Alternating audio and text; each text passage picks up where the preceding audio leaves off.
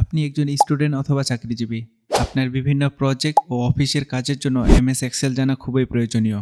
এই কোর্সে আমরা এমএস এক্সেলের বেসিক্স টু অ্যাডভান্স সম্বন্ধে জানব। আপনি যদি চ্যানেলটি এখনও সাবস্ক্রাইব না করেন, প্লিজ সাবস্ক্রাইব। হ্যালো বন্ধু, দ্য টেক ভাই আপনাদের স্বাগতম। মাইক্রোসফট এক্সেলটি ওপেন করার জন্য সর্বপ্রথম আমাদের পিসিতে মাইক্রোসফট অফিস প্রোগ্রামটি ইনস্টল থাকতে হবে। তারপরে যদি আমাদের পিসিতে সেটি ইনস্টল থাকে, তারপরে আমরা স্টার্ট বাটনে যাব, দেন নিচে একটু স্ক্রল করে আসব, দেন মাইক্রোসফট অফিস এখানে ক্লিক করব। তারপরে যে এক্সেল 2013 আছে এখানে ক্লিক করব। এখানে ক্লিক করার পর আমাদের কাছে এরকম একটা উইন্ডো আসবে। দেন এটাকে আমরা রিস্টোর করে বড় করব। দেন ব্ল্যাঙ্ক ওয়ার্কবুকে এখানে ক্লিক করব। এখানে ক্লিক করার পর আমাদের সামনে এরকম একটি প্রোগ্রাম ওপেন হবে। এই প্রোগ্রামের যে মাইক্রোসফট এক্সেল প্রোগ্রামটি ওপেন হচ্ছে, এটা সবার উপরে থাকবে টাইটেল বার। আমরা যে এখানে বুক 4 লেখা আছে এক্সেল, এটা হচ্ছে টাইটেল বার। তার ডান পাশে যদি দেখি, এটা হচ্ছে রিবন। তারপরে এটা হচ্ছে মিনিমাইজ, অর্থাৎ মিনিমাইজে যদি আমরা ক্লিক করি তাহলে প্রোগ্রামটি টাস্ক বারে চলে আসবে।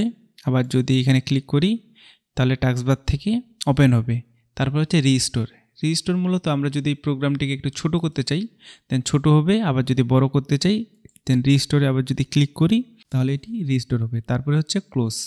আমরা যদি ক্লোজে ক্লিক করি তাহলে প্রোগ্রামটি ক্লোজ হয়ে যাবে। তারপর বাম পাশে যদি দেখি, এখানে হচ্ছে মাইক্রোসফট এক্সেলের লোগো, দেন সেভ অপশন, তারপরে হচ্ছে আনডু অ্যান্ড রিডিউ। আর এই আইকনটি এখানে যদি আমরা ক্লিক করি তাহলে এখান থেকে আমরা যে প্রোগ্রামটি বা যেই অপশনটি আমাদের সব থেকে বেশি প্রয়োজন হয় সেটা এখানে চেকমার্ক যদি দিই, টিকমার্ক, দেন ওপেনে যদি দিই তাহলে এটি এখানে ওপেন হয়ে যাবে। তার উপরে যে এটা আছে এটা হচ্ছে প্রত্যেকটা এক এক ট্যাব। আমরা যদি ফাইল দেখি দেন হোম ট্যাব, ইনসার্ট ট্যাব, আর একটা ট্যাবের আন্ডারে বিভিন্ন ধরনের আইকন। এই পুরো অপশনটাকে বলা হয় একটা রিবন। এই পুরো অপশনটা একটা রিবন। যেমন হোমের আন্ডারে এখানে ফন্ট ডায়লগ বক্স আছে। এই ডায়লগ বক্সের মধ্যে ডায়লগের ফন্টের সকল ধরনের অপশন এখানে আইকন আকারে আছে। আমরা যদি এখানে ফন্ট ফ্যামিলি, ফন্ট সাইজ, দেন অ্যালাইনমেন্টে যাই তাহলে বিভিন্ন ধরনের অ্যালাইনমেন্ট এগুলা এই রিবনের মধ্যে আছে। তারপরে যদি দেখি, এটা হচ্ছে আমাদের ওয়ার্কশিট বা স্প্রেডশিট। আমরা যদি এখানে শিট 1 আছে, আমরা যদি আরও আমাদের শিটের প্রয়োজন হয় দেন আমরা যদি এখানে প্লাসে ক্লিক করি তাহলে আমাদের শিট সংখ্যা বাড়বে। এখন যদি এটা আমরা ডিলিটের প্রয়োজন হয় সেক্ষেত্রে আমরা শিটের উপরে ক্লিক করব, দেন রাইট ক্লিক করব, দেন যদি এখান থেকে ডিলিট ক্লিক করি তাহলে শিটটি চলে যাবে। এই শিটের ডান পাশে যদি দেখি, এটা হচ্ছে ভার্টিক্যাল স্ক্রল বার। আর যদি আরেকটু নিচে দেখি, এটা হচ্ছে হরিজন্টাল স্ক্রল বার। আমাদের শিটে যে উপরে যে ABCD থাকে এগুলা কলাম নির্দেশ করে, আর লেফটে যেটা থাকে 1 2 3 4 এটা আমাদের রো নির্দেশ করে। আমরা যদি যে ক্লিক করতেছি, কার্সর যেখানে যাচ্ছে সেখানে একটা বর্ডার দেখা যাচ্ছে বা একটি সেল দেখা যাচ্ছে। এটা হচ্ছে আমাদের নির্ধারণ করে আমরা এখন কোন সেলে আছি।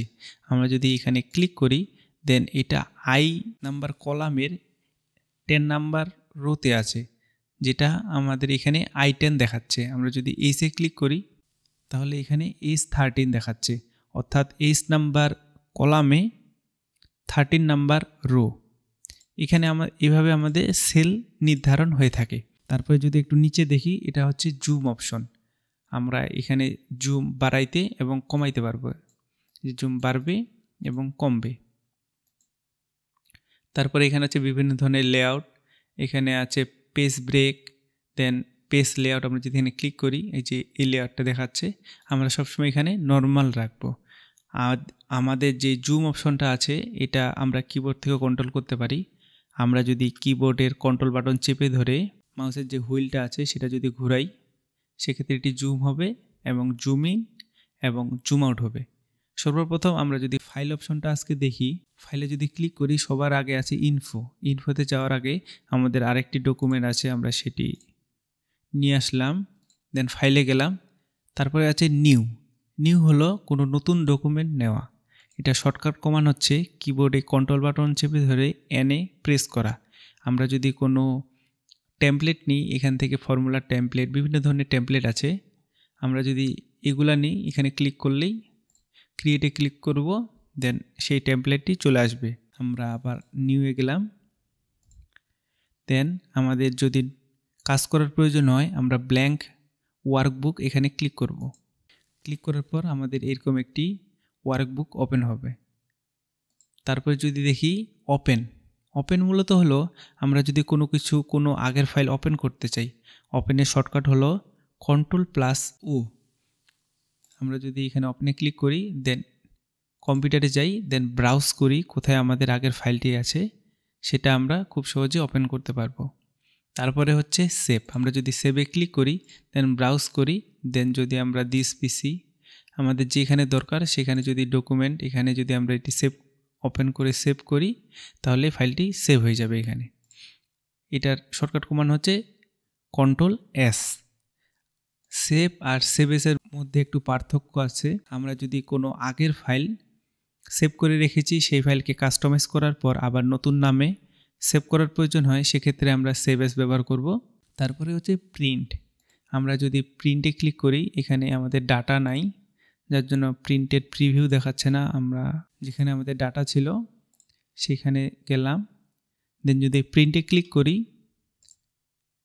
এই যে এখন আমাদের প্রিন্ট প্রিভিউ দেখাচ্ছে। আমরা যদি এখান থেকে প্রিন্ট দিই তাহলে এটি প্রিন্ট হয়ে যাবে। আমরা কত কপি নিব এখান থেকে 1 2 3 4 যতটি কপি প্রয়োজন সেটা আমরা দিতে পারি। দেন পেজের যে একটি পোর্ট্রেট এবং ল্যান্ডস্কেপ থাকে সেটা আমরা এখান থেকে সিলেক্ট করে দিতে পারি। পেজের সাইজ সিলেক্ট করে দিতে পারি এবং পেজের যে মার্জিন আছে সেটাও আমি এখান থেকে সিলেক্ট করে দিতে পারি। দেন যদি আমরা আরও বিস্তারিত পেজ সেট আপ করতে চাই, এখানে ক্লিক করব, দেন মার্জিন আছে, পেজ আছে, শিট, আমরা এখান থেকে এটা সিলেক্ট করে দিতে পারবো। আর প্রিন্টের শর্টকাট কমান্ড হচ্ছে Ctrl+P। তারপর যদি শেয়ার করতে চাই এই ফাইলকে মেইলের মাধ্যমে বা ক্লাউডের মাধ্যমে, সেটা আমরা খুব সহজে এখান থেকে করতে পারবো। দেন এক্সপোর্ট মূলত হলো আমরা যদি কোনো ফাইলকে পিডিএফ আকারে সেভ করতে চাই, আমরা যদি এখানে সেভ করি, দেন এটা কিন্তু আমাদের যে এক্সেল ওয়ার্কবুক এ ফাইলে সেভ হয়ে গেল। কিন্তু এটা পিডিএফ আকারে যদি সেভ করার প্রয়োজন হয়, আমরা প্রিন্ট করলে এটি হার্ড কপি হিসাবে আমাদের কাছে থাকবে। কিন্তু আমরা যদি পিডিএফ করতে চাই সেক্ষেত্রে আমরা এক্সপোর্টে যাব, দেন ক্রিয়েট পিডিএফ বা এক্সপিএসে ক্লিক করব। এখানে যদি ক্লিক করি, দেন আমরা কোথায় এটি সেভ করব, ডাইরেক্টরিটা যদি আমরা সিলেক্ট করে পাবলিশে ক্লিক করি তাহলে এটি পিডিএফ আকারে হয়ে যাবে। তারপরে হচ্ছে ক্লোজ। আমরা যদি ক্লোজ করতে চাই, আগের একটি ফাইল ওপেন করব, যে ফাইলে আমরা যে টেমপ্লেটটি নিয়েছিলাম, এখন এটা যদি ক্লোজ করতে চাই, দেন ক্লোজে ক্লিক করব, ডোন্ট সেভ। আমাদের ফাইলটি খুব সহজে ক্লোজ হয়ে গেল। এটা ছিল মূলত মাইক্রোসফট এক্সেলের যে ইন্ট্রোডাকশন এবং সাধারণ পরিচিতি এবং ফাইল অপশন। পরবর্তীতে আমরা হোম, ইনসার্ট, পেজ লেআউট এগুলো সম্বন্ধে আলোচনা করব।